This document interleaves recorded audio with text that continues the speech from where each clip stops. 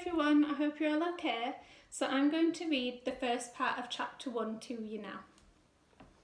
Chapter 1, Peggy Sue.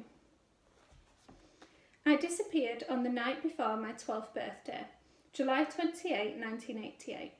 Only now can I at last tell the whole extraordinary story, the true story. Kensuke made me promise that I would say nothing at all, until at least 10 years had passed. It was almost the last thing he said to me. I promised, and because of that, I have to live out a lie.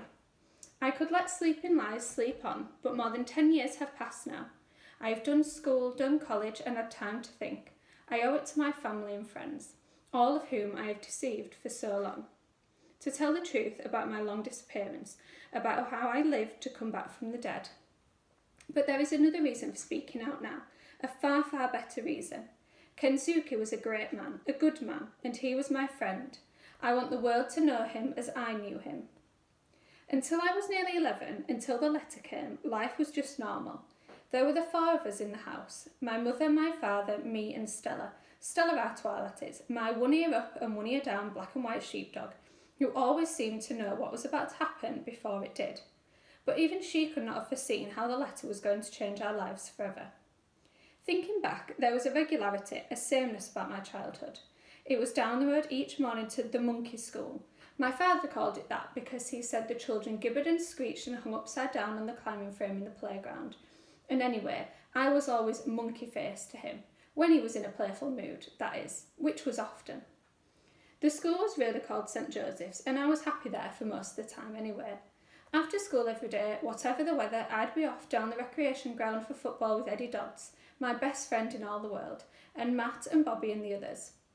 It was muddy down there. Cross the ball and it would just land and stick. We had our own team, the Mudlarks we called ourselves, and we were good too.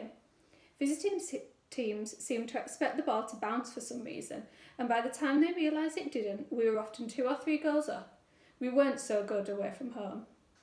Every weekend I did a paper round from Mr. Patel's shop on the corner. I was saving up for a mountain bike. I wanted to go mountain biking up on the moors with Eddie. The trouble was, I would keep spending what I saved. I'm still the same that way. Sundays were always special, I remember.